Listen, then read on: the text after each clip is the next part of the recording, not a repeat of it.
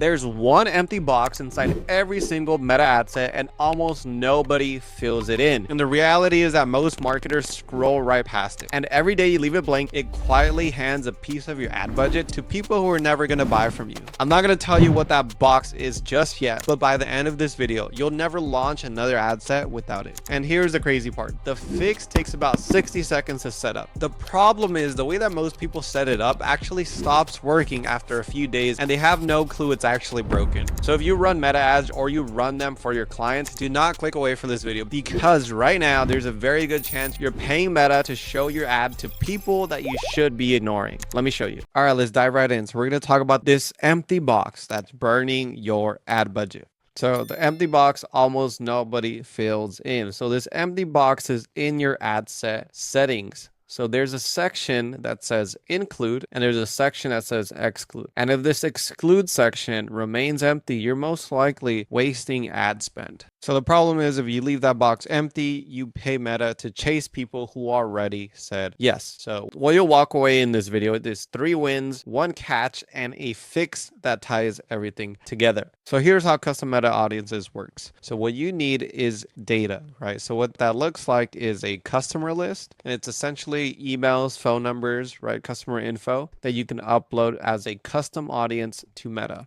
So you get this from lead forms. You can also use website traffic and you create a custom audience. And once you have this custom audience, Meta lets you do a few things. It lets you include so you can retarget this list. And it also lets you exclude so you can not show your ads to these people. So a custom audience is just a list of your own people. It's built from customers, leads, visitors. You can drop it in the include, exclude, and in your ads manager, it looks something like this. At the ad set level, there's this audience section. And what you want to do is you want to go to this section here where it says exclude people who are in at least one of the followings. And be very, very careful because I've seen people waste tons of money, especially if you're spending money at scale, accidentally add their exclusion list to the include section. And you can easily burn a lot of money if you're spending money at scale in meta ads, right? By doing this. So be really careful. Not in the include section. Make sure it is in the exclude section here. So you can see here, these are all lead forms, just, form submissions. So what we're doing is whenever a lead comes into our funnel, right? They come into our funnel, then we are excluding them. So what we're doing is a lead comes into our funnel, right? They come into our funnel. We add them to this exclusion list so that Meta knows not to show them our ads anymore. So here's the thing. Without this exclusion list, you're wasting your ad spend, right? On leads who are already converting. With exclusions, now every dollar hits a new person. So this part is super important. And if you're running any type of performance marketing in a pay-per-lead model, this will also help you get less duplicates because you're not showing your ads to the same people who might fill out the form again, right? It also helps reduce ad fatigue. It keeps your costs down. The problem is if you are showing it to the same people, your frequency is going to go up. Meta thinks your ad is boring. It's going to charge you more money. If you exclude them, frequency is going to be more balanced. You're reaching a fresher audience and you're keeping your cost down overall. And the other big issue is if you're getting leads who are coming into your funnel again, right, it's a returning lead,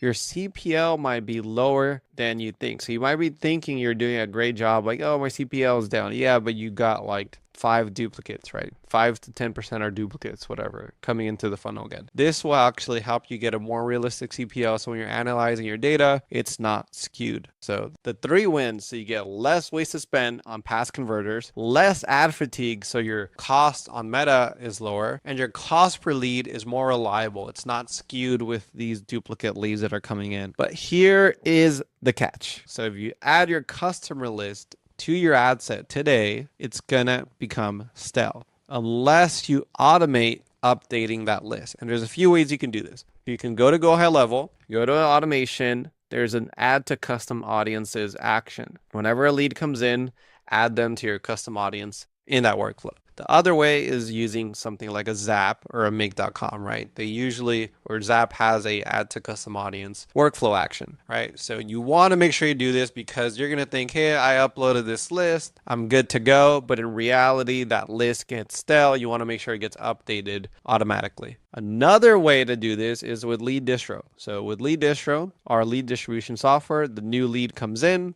goes to Lead Distro, adds it to your custom audience list, and now that's in sync on autopilot. And I'll show you really quick. So if you don't know what Lead Distro is, it's a lead distribution and call tracking platform for performance marketing agencies. And what you can do in here is go to settings integrations, and you can sync your Meta ad account. So we can actually pull your spend for your Meta account, and you can also set up CAPI events, and we also have Meta custom audiences. So if I go in here, click configure, I'm going to click add mapping. Here's my ad account. Here's my audience. I'm going to go in here and I'm going to select this one here. It's a custom audience.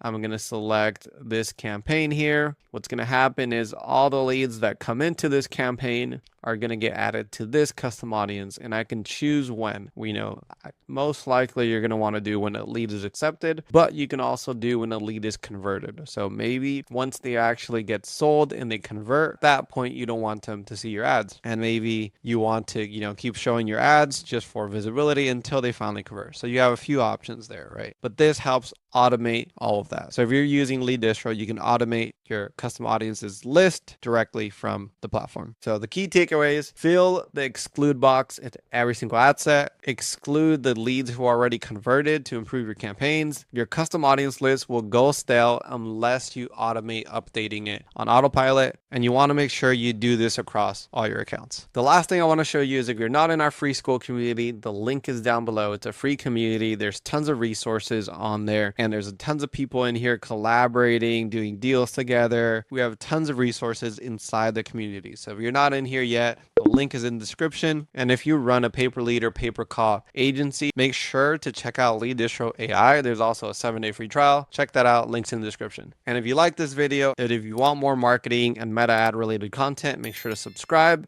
and stay tuned for the next one.